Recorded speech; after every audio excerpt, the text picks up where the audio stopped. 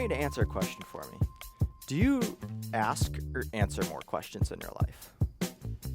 It seems like a pretty simple question, and it's one that I definitely never really thought about until I started thinking about whether or not I'm a good communicator.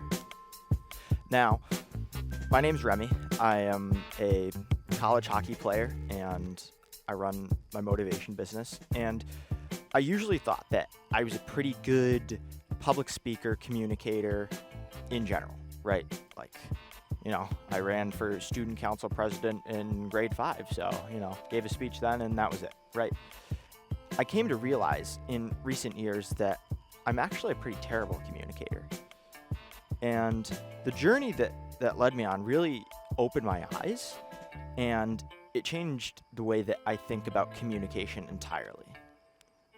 Coming back to that question, do you ask or answer more questions about yourself? As somebody who was always thinking about themselves, always trying to be the best that I could, I often saw it as even a point of weakness to ask other people questions that might empower them or took the spotlight away from me in any way. And what I came to realize is that the opposite's actually true. Because whenever you're talking about yourself and you're answering questions, you're really not connecting with anybody. You're kind of separate from the group. And for me, I thought that always being a little bit different, being estranged, was a good thing because it meant I was at another level. When in reality, I was just adjacent to everyone and a little bit lonely. I want to preface this by saying that 3 books really impacted me. The first one being How to Win Friends and Influence People by Dale Carnegie. The second, Don't Say by Chad Michael Hoeppner. And the third is Super Communicators by Charles Duhigg. These 3 combined really make an amazing foundation for you to be able to be an effective communicator and to really have deeper connections with people in your life.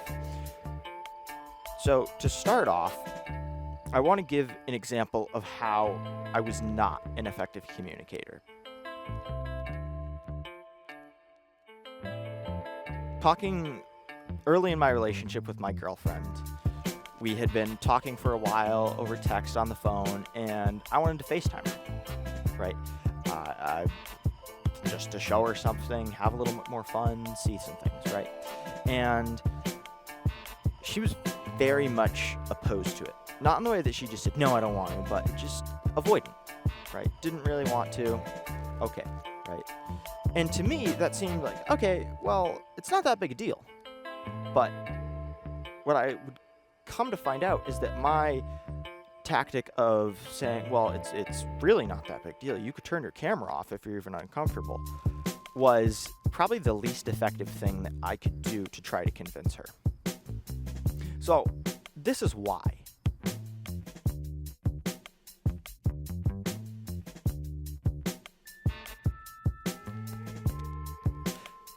There are 3 types of conversations that you can have.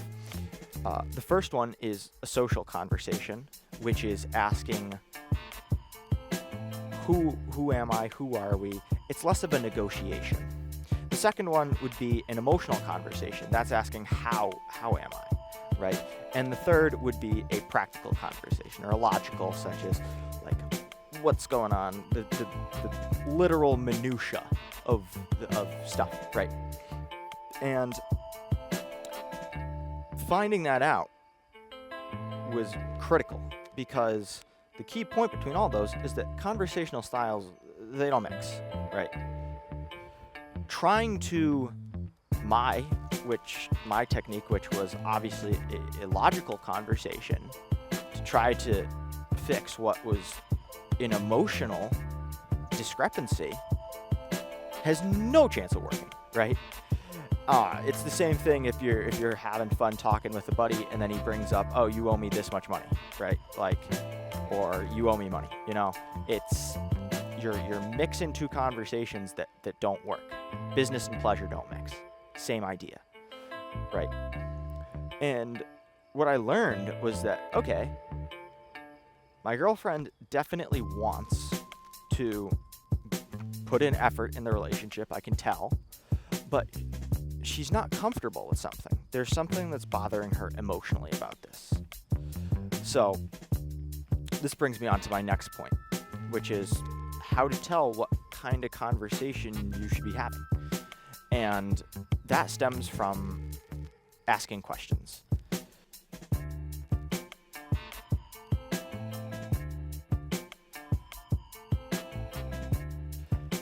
Asking questions, back to the original point, is how you can figure out what kind of conversation is being had and how to actually make the most of those. That combines with the point about effort in just finding out about people. It's really not that difficult to find out, hey, like, what's going on, man? You feel all right? Is something wrong? Can I help in some way?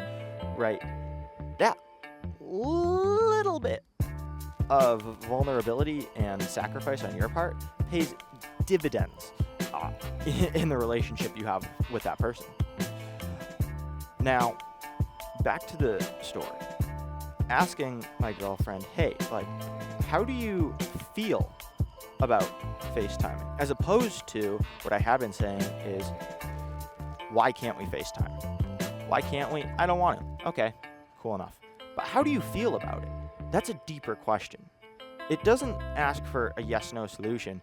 It asks, what are your feelings? What are your thoughts on it? Right? And oftentimes, people's thoughts and feelings can lead them down semi-irrational rabbit holes that they then feel the need to cling on to because of ego, determination, whatever it may be. But when you start asking questions, what you're doing is you're letting the other person come to their own conclusion about it. When someone else is wrong, or when you're wrong, I'm wrong frequently. I hate when somebody rubs my face in it. Oh, you were wrong. There's nothing that annoys me more than that. So you can only imagine that when I'm right and when like she's wrong in some scenario, or not even right and wrong, but you know, when you're rubbing it in, it's not going to end well. So what we can learn from that, or what I really learned from it, is that let people prove themselves wrong. Let them come to their own conclusions, their own decisions. Because when they do that, it not only makes them feel better, but it gives them a more complete understanding. So I ended up talking with her. I started asking, what's wrong? Like, how do you feel about it? Is there something going on that you might want to talk about? And what we just found out, really, is that she felt uncomfortable because she thought that she might not look good on camera. And she felt embarrassed by that. Perfectly natural, right? Nothing wrong with that. And not to say that, okay, you had that feeling, that's okay, we can move past that, don't worry about it, right? But what we were able to do is see, okay, we both want to put effort into this relationship. And this is a way that we could do that. That outweighs the fear of maybe looking a little bit silly once in a while, right? And ultimately, we were able to come to the conclusion together. So what did I learn? Mostly is that, number one, it takes effort. Conversations are not just things that you're naturally inherently built with. It's not a skill that you're born with. It's a tool that you hone and develop. And to do that, you need to put in the effort. Putting in the effort is asking questions. Asking questions is finding out what kind of conversation it has. See, it all snowballs there, and it starts with effort. So the biggest thing that I learned, and why I want to ask you to ask more questions, is because that's how you can have meaningful conversations. If you want to be able to walk into a room and have everybody light up when you're there, you have to ask them questions. Make them know that you're putting in the effort and you're excited to see them. I promise you, it can pay dividends. Let me know how your conversational journeys go. And if you want your own help being coached conversationally, and how to develop the skills yourself, reach out to me.